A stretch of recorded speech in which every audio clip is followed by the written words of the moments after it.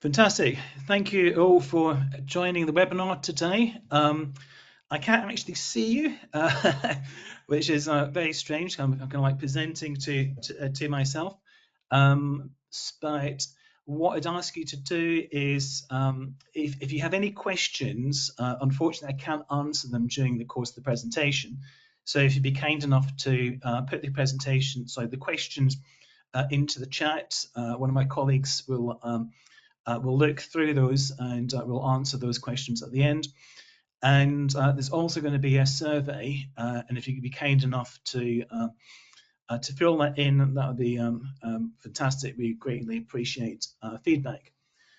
So today's presentation is kind of in two parts in many respects. So initially, I was just really going to focus around the topic areas: faster, smarter, more successful, which really focuses on the platform, the Purple platform that we have, and the work that we are doing with our clients.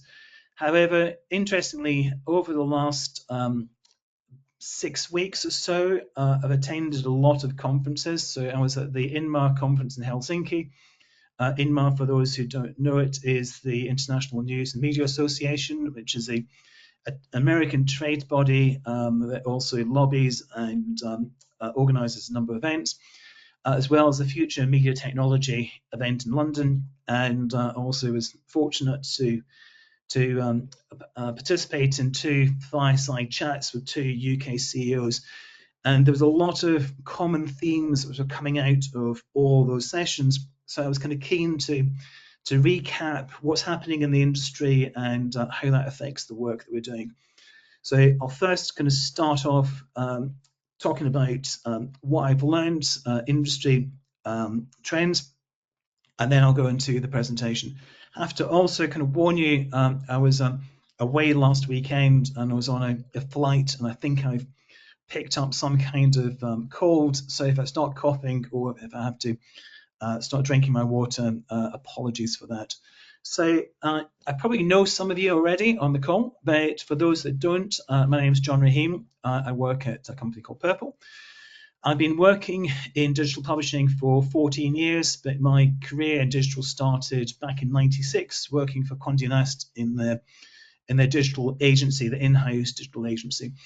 My background really is working for marketing tech agencies. I'm an agency guy, and I've worked with a whole range of different clients over that period of time, over almost 30 years.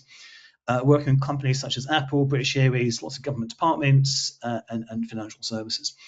Back in 2013, I started focusing on the digital publishing sector, initially working for companies that were providing software solutions to media companies. Recently, I was working at Centre Media, looking after the consulting division of eConsultancy, one of their brands. And this is the second time I've worked for Purple. I kind of rejoined the company at the end of last year. Purple's an excellent company, very nice people, and a great product, which is why I decided to rejoin the company.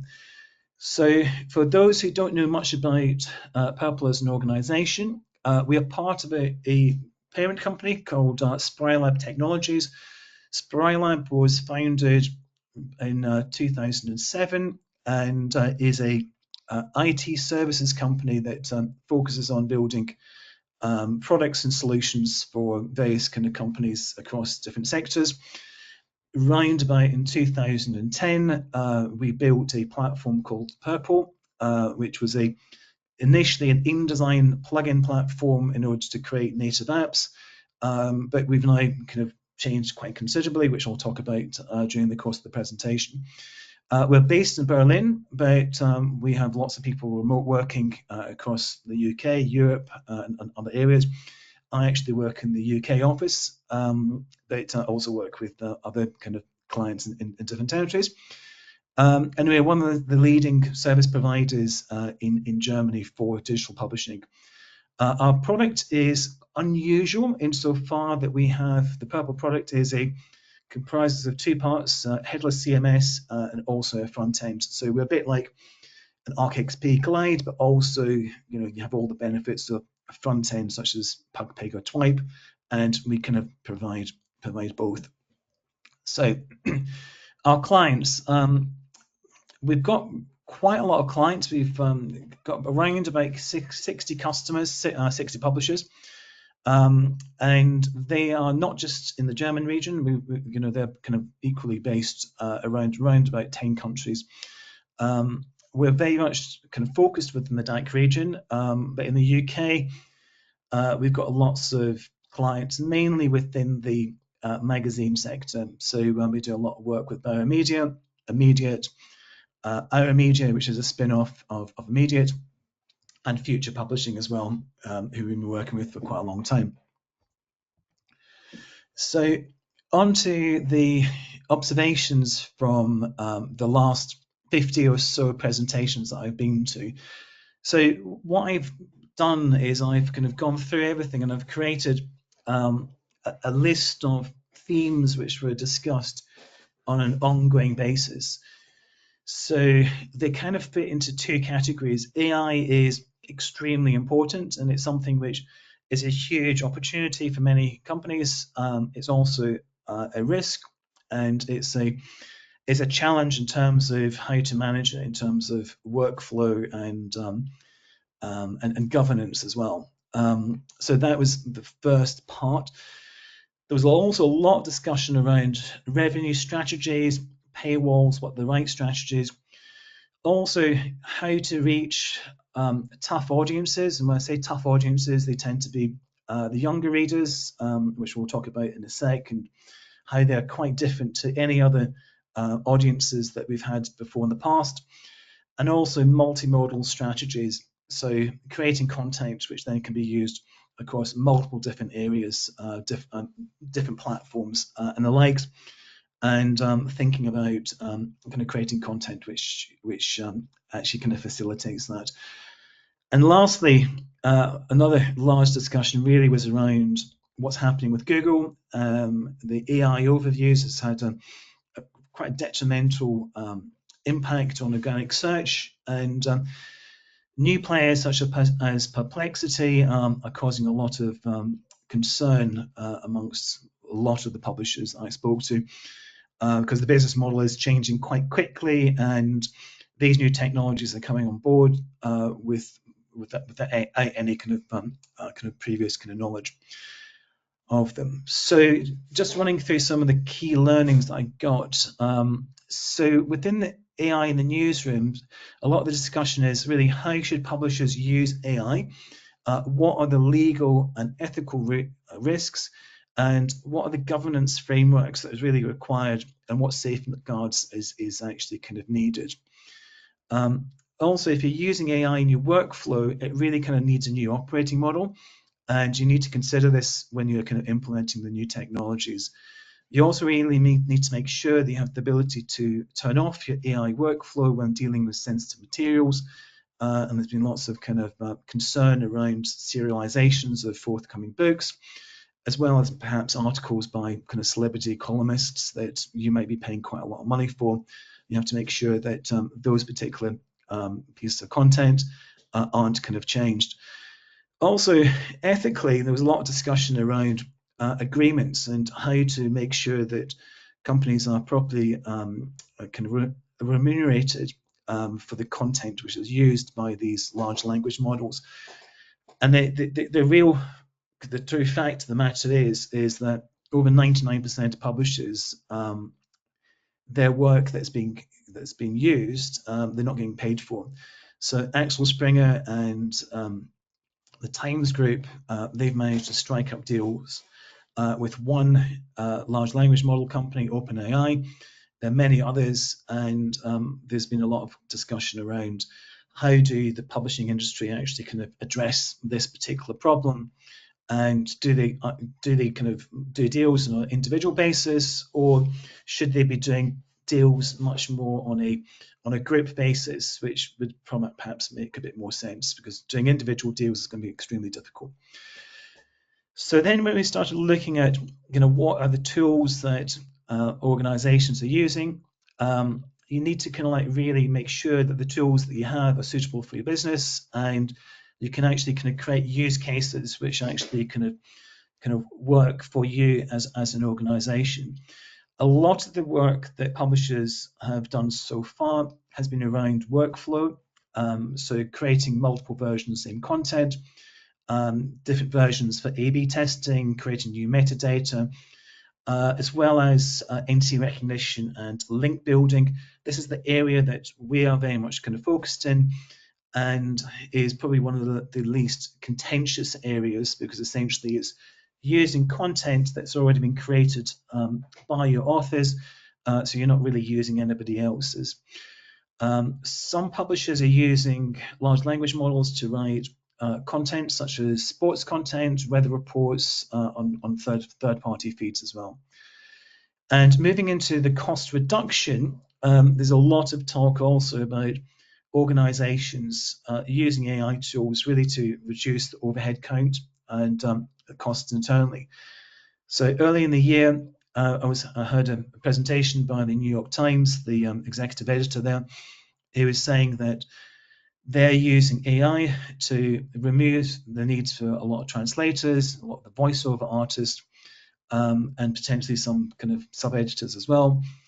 So this is kind of a fairly kind of hot topic, because obviously that kind of impacts people's jobs and livelihoods. And I was speaking to a German newspaper who should remain anonymous, but they confirmed they have saved €500,000 by using AI tools to edit their football results. So they have a huge amount of football results that are coming in on a weekly basis. They previously had 12 sub-editors who were responsible for actually kind of managing that content, taking the content and changing it for different formats. And those people now are no longer needed, and they've got a system now that actually does that in a much more efficient and automated way. And that has resulted in them saving €500,000 per year, which is quite significant. When we were talking about the revenue strategies and paywalls, it's quite interesting, because only 8% of the people in the UK actually pay for content, and that's kind of compared to 70% of people in the Nordics and about 40% in Germany. So what works in one territory will definitely not work in another territory, and you really have to make sure that you have the right strategy, the right software in place in order to kind of create the right offers for the right segments of your audience, and also make sure that you're not treating all users who are on the same payment plan exactly the same. So again, a large newspaper in the UK was saying that their systems regard any customer that's on a particular payment plan as identical, even if you have two customers, one who's been a customer for 6 months, another one who's been a customer for 10 years. So obviously quite problematic there. So a lot of kind of work is needed to do there. And then when we started talking about the hard to reach audiences, in particular Gen Z, it becomes more and more complicated. Estimates by a number of news organizations, including INMA, have highlighted that by 2030, it's highly unlikely that most publishers will have lost direct relationships with under 25s. And at the moment, only 25% of the younger audience actually access content directly. And that compares with 55% in 2018. So within a fairly short period of time, the younger audiences tend not to be going directly to your news sites or organizations. And almost 75% of the Gen Z users are now using TikTok as a search engine, and more than 50% of them actually can prefer over Google. So if you're targeting younger audiences, you really need strategies to be able to target them really through social media, and ensure that when they actually access your content, they then obviously then go back to your branded website or news site at a later point. So really the overview there was that actually it is quite a concern. The market is changing quite quickly, and business models need to change as a consequence. And then lastly, when we started looking at the Google AI overviews, that's where things started getting really quite murky. And most companies were saying that they've had so far a 20% decrease in traffic as a result of the AI overviews. I mean, you bear in mind that AI overviews are pretty new. I think it's less than 6 to 9 months. This is quite a alarming issue for a lot of kind of publishing companies. And also, the fact is that Google certainly don't consult anybody before actually kind of deciding to make those changes. And as I said, new search engines coming into the market, such as Perplexity AI, also provide a overview of the content that customers may be asking, the questions. It's an interesting model because obviously it has citations, but sometimes the content provided is so good that there's no reason for those particular users then to actually go and visit those individual sites where that have been cited. So quite an alarming picture, but companies are working very hard to change it. So the next couple of minutes, just want to run over an interesting case study. This is not one of our case studies. It's something that has been done by the Washington Post.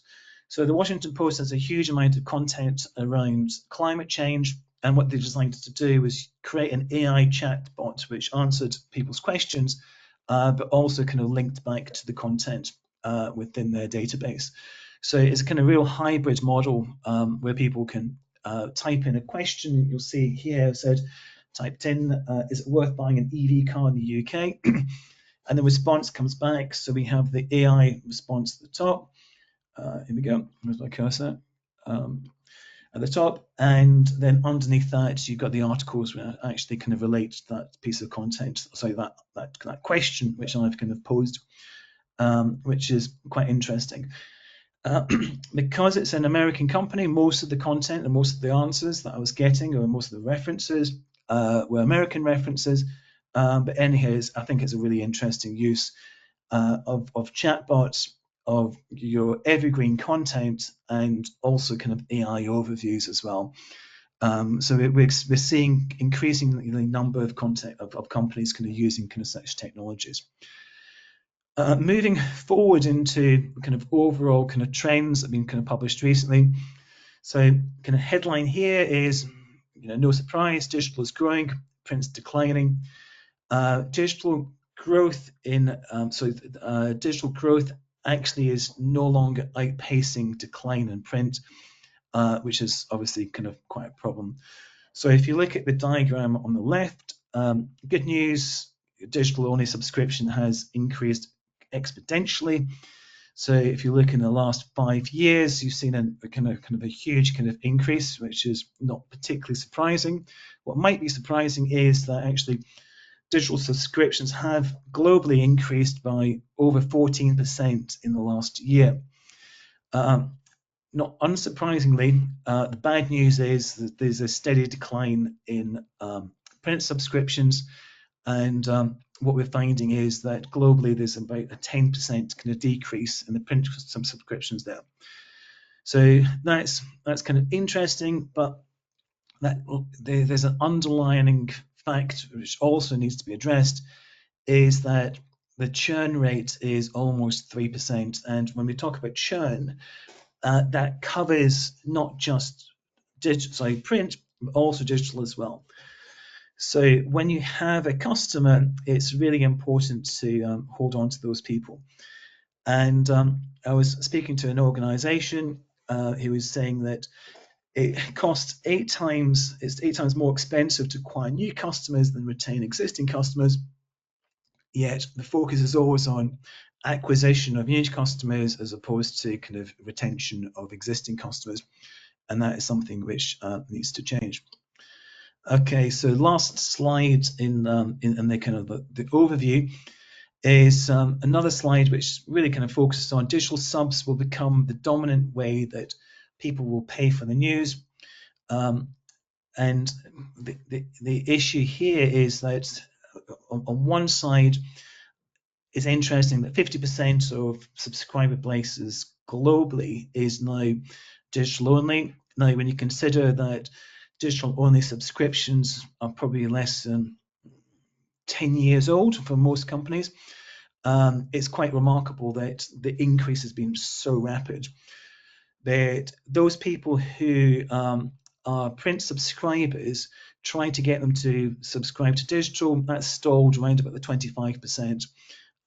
So actually kind of getting those people to migrate from print to digital is becoming a little bit more kind of problematic. And bearing in mind also that we're in a situation where print is decreasing quite considerably as well. Okay, so now that I've kind of wrapped up what I've learned in the last month or so from going to all these presentations, I'm now going to focus on Purple, the Purple platform. So what do we do? Purple is a digital publishing platform which comprises of two components. These components can be used together or independently. So we have Purple Editorial, which is our headless CMS. We have some inbuilt, very interesting custom-built AI features and some pre-configured integrations as well. Purple Experience is our front end, which allows you to create native iOS and Android apps, as well as responsive websites and desktop optimized websites as well. For this presentation, we're going to be mainly focusing on the tools within Purple Editorial, but I can provide further information at a later point if you so desire on Purple Experience as well. So all of the tools I'm going to talk about now in the next few slides are tools which are native to Purple Editorial. We do have lots of integrations with third parties. We work with lots of third parties, Planigo, Piano, AppScore, kind of best in breed companies. And that's fine because a lot of our customers already use third parties. So we have pre-configured and pre-developed APIs, which allow you to continue to use your existing MarTech stack if you so desire. However, we also have kind of versions of those particular services native within the Purple Editorial Suite. So we start all projects really looking at the customer and kind of mapping out a customer journey.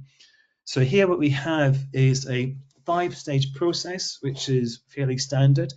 Some companies may change that, and that's absolutely fine. But we always start off kind of mapping the customer journey to the people who will be responsible for producing the content, editing the content, or kind of producing artwork, or or there you have it. So here you can see we have a managing editor. The managing editor is only involved in the planning stage, publishing, but the author would be involved in the creation, but not in other stages.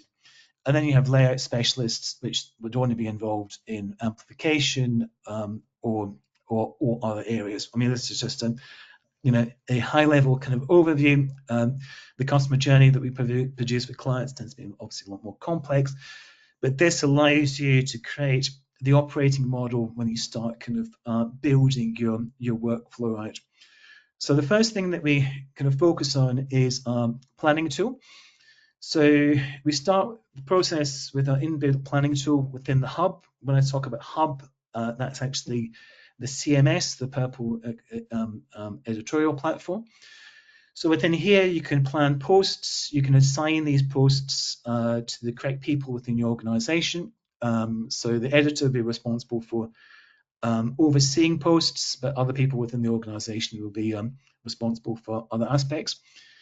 This has access to many other social media platforms, so you can within here map out exactly how to link through and to create social posts as well, so that when you're writing an article, you'll see exactly when the first post should be going out social-wise, and then the second, third, and so forth. As I mentioned, we work with a number of other third-party companies. So Biomedia, for example, work with Monday.com. So we can obviously integrate with Monday.com if so desired, as well as other companies such as Cordium, which used to be called DeskConnect. Next up is the workflows. Now, what's interesting here is that we can create bespoke workflows based on your content. This is an intuitive drag and drop piece of software, and it allows you to make sure that relevant parties are informed of the work that they need to do in a particular article. And you may want to create different workflows for different sort of people. So you may decide that freelance and contributors may have a slightly different workflows to people who are staff writers. And also, as I mentioned, if you have content which is particularly sensitive, you may want to have bespoke workflows to make sure that that particular content is dealt with in a suitable fashion. And the workflows obviously kind of link back into the hub kind of planning process as well. So next up, what I want to talk about is our open AI integration, which we built. I think it was like literally a couple of months after ChatGPT came out. And the reason we did it was really driven by a lot of our customers who really kind of wanted to have that kind of flexibility. So what you're seeing here is you're seeing a page within the editor. You have the OpenAI, sorry, the chat, the purple prompt icon here, which is at the top, which is live, because that's the content which we're kind of dealing with. And the way that we use purple prompts is really allowing you as a customer to have multiple versions of the same content. So you can have A/B testing for headlines, but as well as articles. You can improve the SEO optimization. You can create excerpts of articles, change the metadata, and we can also automatically insert content via our Purple feeds, our RSS feeds, directly into into the Purple prompts. So how does it look and how does it work? The most important thing. So the original page is on the left. So we've got an article here from Vogue, and you can see on the left-hand side what we've decided to do is we've decided to take this article and shorten the article, which is fairly normal. We've got a temperature slide at the bottom, and the temperature slide essentially relates to how different should the AI generated version of the content actually be. And we've said here that we wanted to keep it very similar, so not change the content that much. But actually, the key thing is we want to shorten it down. So then if you look at the content on the right-hand side, that is the edited content. So you can see that it is 55% the length of the original content. The green words, which are highlighted, are from the original. The new words are in orange, and the grey words are what we've kind of decided are the important words. And you'll probably see here, we've kind of toggled on important words, which is why you can actually kind of see those words there. So the point here really is to change the length of the content that you've created, probably for print, and now we're creating this for mobile, but making sure that the sentiment is almost identical, and you'll be able to kind of read through the content to make sure that you're happy with it. If you're not happy with it, you hit kind of replace, and it can regenerate. And then once you're happy, you can either automatically kind of push it to publish, or you may want to use it as as an A/B test or likewise. But it's an incredibly kind of flexible tool, which is really really kind of intended to minimize the amount of time that editors kind of spend in that application. Moving on next, we can also kind of create social media messages directly from Purple prompts as well. Very useful. And these are already kind of automatically generated via the AI software, or you can automatically or change it as you see fit. And then that links then back to the planning tool that I showed in the first slide. So probably one of our most interesting piece of technology is the entity recognition tools. We built this originally for Axel Springer, and it's now a core piece of our technology. So a lot of companies focus on entity recognition, but the entity recognition tends to be done slightly further down the production kind of process. What we think is it's really should be done actually as you're creating the content. directly within the CMS. So this is fairly new, and as I have to say, I don't believe any other company is actually doing it the way that we're currently doing it. So what we've done here, as you'll see on this side, here is the entities which have been pulled out of the content, which are regarded as the keywords, the key phrases within that particular article, and then the AI tool automatically then provides you with links which then can relate to that particular word or topic.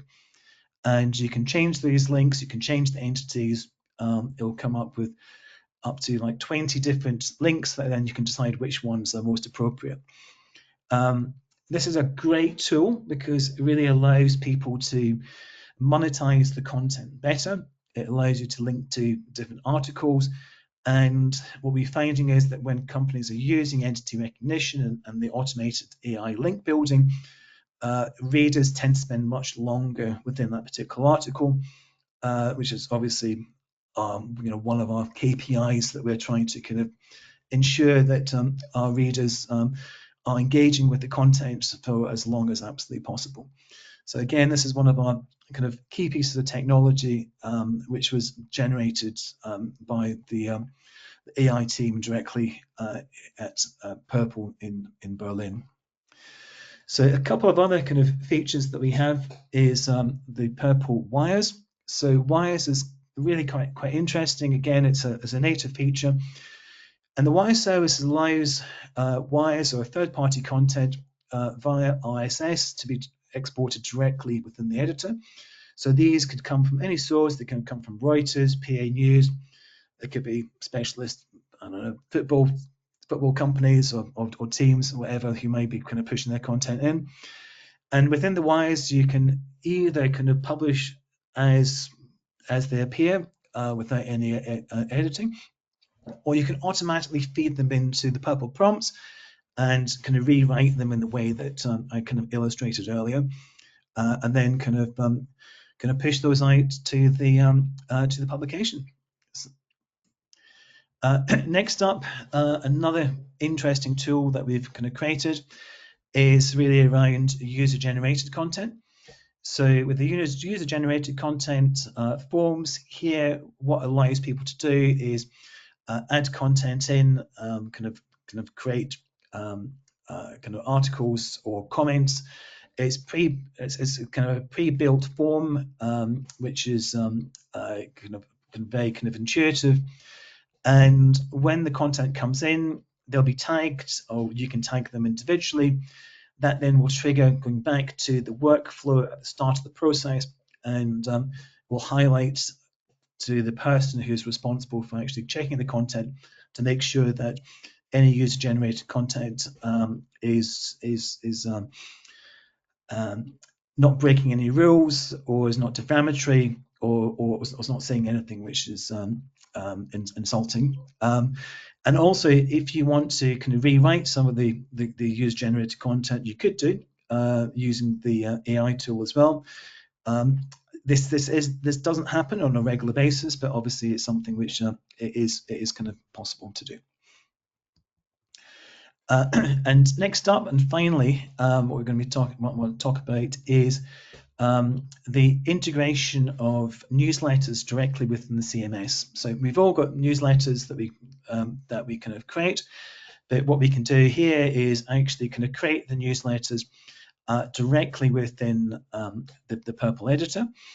And within the Purple editor itself, it allows you then to edit that content and kind of update things and kind of change it accordingly. One of the kind of the key aspects of the newsletter functionality is the ability to integrate with third parties. So you can create your content, create your newsletters. You can decide when those newsletters are going to be sent out, what days, what times, to what particular audiences, what databases, and so forth. And then those can be automatically then kind of sent via third-party organizations such as MailChimp or any other company that you may be dealing with. So next up, what I'd like to do is talk a little bit about what we're focusing on in the future. So one of the key things that we're looking at is actually how to export content directly from the Purple editorial system directly into video platforms such as TikTok and Instagram. And the idea is that we're going to be being able to generate content and imagery and video as well.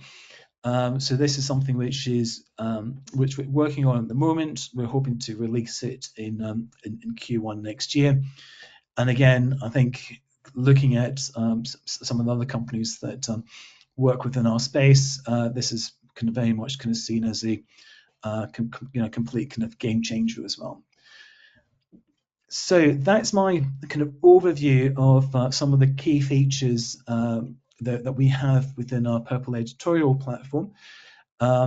Using these features collectively, what we find is that our customers are able to produce content faster, more efficiently. The AI tools are kind of fully integrated within their workflows, which really allows them to work in a much more kind of agile sort of fashion. And a lot of the tools which previously were kind of standalone within the news organizations are actually kind of brought internally within one particular platform, which makes life a lot easier for those organizations. So who do we work with? I'm just going to talk about a couple of clients before we kind of switch over to the Q&A. So Decanter is an interesting client of ours. They are a brand within Future Publishing. Used to be TI Media, but obviously TI Media, Future purchased TI Media. What I particularly like about this particular kind of case study is we've created a mobile optimized version of Decanter magazine. So obviously we have a responsive kind of PDF edition.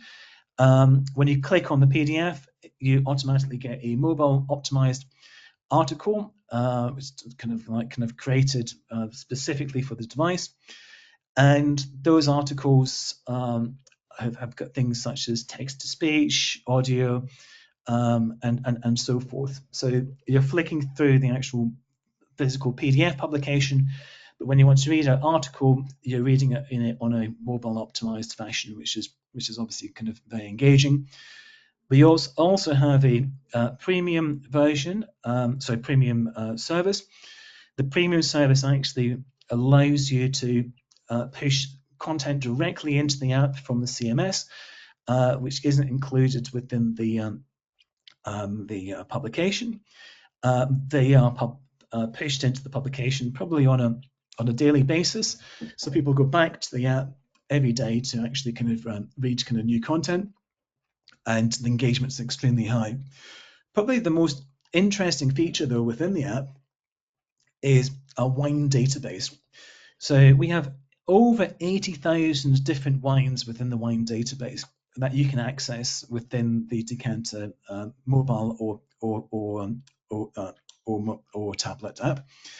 And within that wine database, you can then filter by region, by type, by grape, by kind of color of the wine, or however you want to kind of search for your particular wines.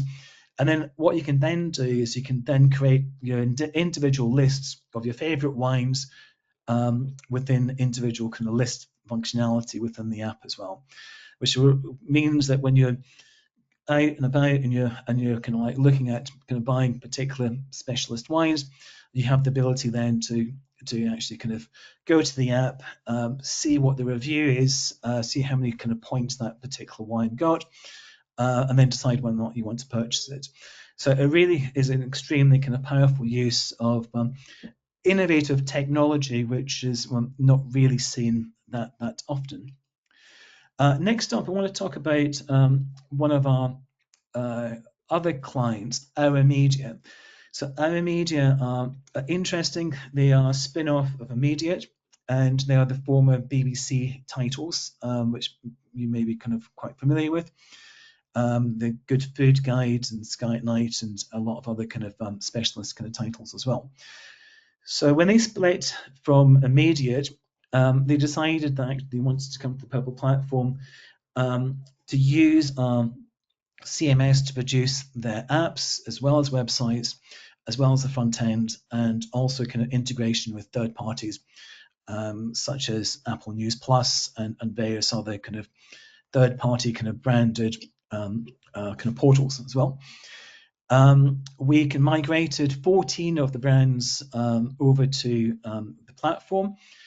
We gave them complete flexibility in terms of the app framework, the design that they could use as well, so that all of the content from across the stable of 14 titles it looks different, it operates differently, and is completely flexible, yet is also kind of tied to the single kind of headless CMS as well.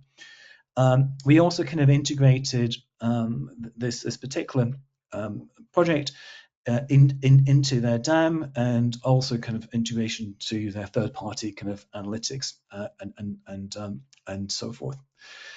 So that, I believe, concludes my presentation. So I'd like to thank you for taking the time to come, and I'm going to turn the presentation off, and hopefully we'll have some interesting questions that we can spend the next 10-15 minutes discussing.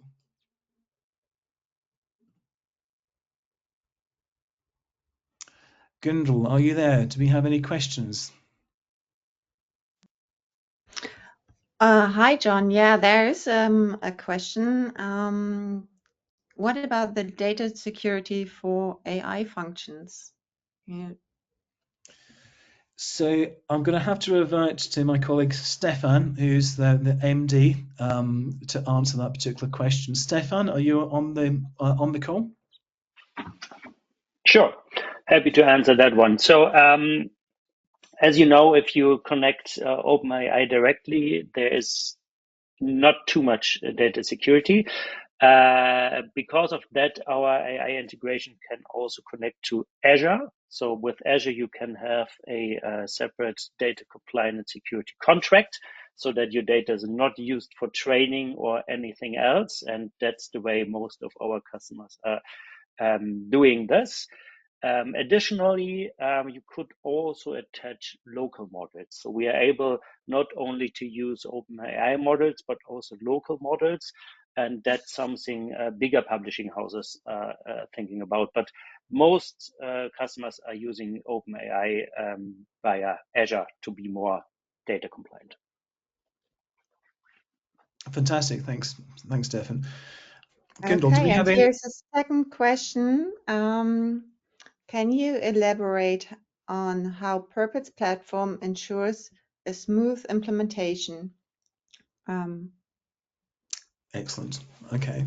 I think another one for you, Stefan. Maybe you can talk about how we migrated our media to in terms of smooth integration from a parent company that then obviously kind of demerged. Yeah, that is always a big topic, and to be honest, our media took some time to migrate because there are lots of brands and lots of data which we had to migrate. But we took a closer look to different projects we did in the past, and that's why we created Purple Essentials. And with Purple Essentials, we built a stack of templates, so different front-end templates to shorten the time to build bespoke front-end. So the idea is not to start from a white sheet of paper, but to start from a template which is well configured, well integrated with needed third parties, and then you are just modifying this template, which is still lots of opportunity to do bespoke things, but you have a starting point there. And so the front ends are way quicker develop then starting from scratch. Still starting from scratch is possible. So if you have something very special in mind and no template matches the idea, of course we could start from scratch, but then you're losing a little bit the time speed up which we get from the templates. Data migration on the other side is always a thing which takes some time. So we've done now a lot of data migrations, and we've done this from a lot of different CMS vendors. And this is going from data dumps to APIs. And we nearly know all different CMS vendors by now. But to be honest and totally transparent, they still have different data structures because different versions, different data models built, custom data models. So that's a thing which just takes time and needs to be done properly to have a good product later on. But with the essentials, we try to shorten this time to about 3 months. So from signing to using a template, only if you use a template, having the back end, so the editorial live, front ends live, and data migrated. So that's a huge speed up for such migrations. Fantastic. Thanks, Stefan. Gundel, any more questions? Yeah, one last question.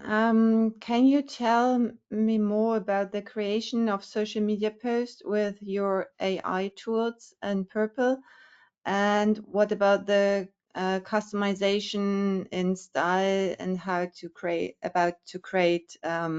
pictures? Okay, so two questions. So the first one with regards to creating social media posts via the AI tool is fairly straightforward. The article that you write within the editor, you are able to automatically kind of generate a AI version of that post. Then you can review that and then decide if you want to kind of edit it or change it or modify it. It's a very straightforward process. Most of our clients use it, and obviously, you have to check anything that AI kind of produces in order to kind of make sure that it is kind of it's on brand and it's absolutely kind of 100% kind of relevant. And with regards to the second part of the question, with regards to imagery and creating imagery, Stefan, do you want to talk a little bit about what we're currently working on at the moment in terms of kind of creating imagery and video content, which is going to be produced directly out of the Purple editor? Yeah, maybe I add some small addition to the first question as well. So the way we see social posts is we build timelines of social posts around articles. So we connected to about 12 social platforms directly. So you can push to Twitter, Insta, LinkedIn, whatever. And when you create these posts, you can create posts on their own so that they're not connected to an article. But usually as a publisher, you have an article and you do social posts connected to this article. And that's why we moved creation of social posts into the article editor so that you have the article editor and then you create the social posts for the different platforms. And in terms of AI, of course, you would need a different prompt for different platforms because you want to have different language for X or Twitter formerly, and then LinkedIn, for example. Second question, images. So creating images is still a topic. To be honest, we have support for Delhi and other platforms in the hub. But no customers are using this frequently. We tried a little bit with police messages or informations, and we try to do symbolic images for these messages. Works okay, but not good enough at the moment, but I think we're getting there. So what these customers are doing at the moment, they are sometimes rewriting these police messages fully automatically with AI, and they have a pool of selected images, and then we grab just one out of the pool.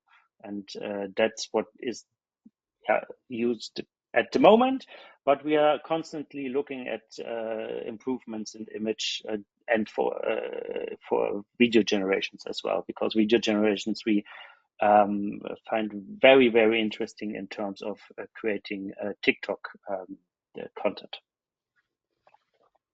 Fantastic. Thank you so much.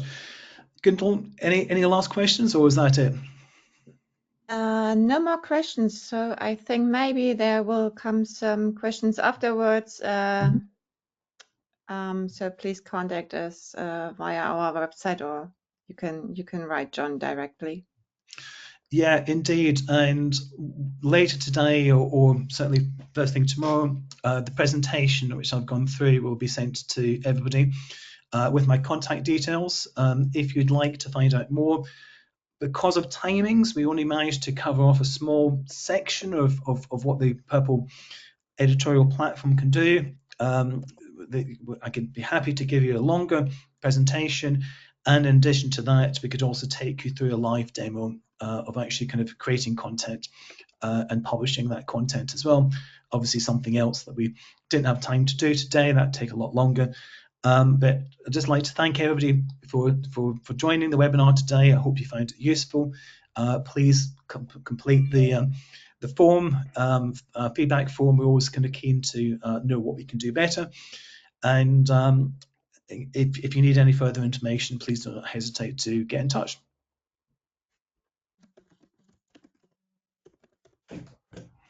Thanks, guys.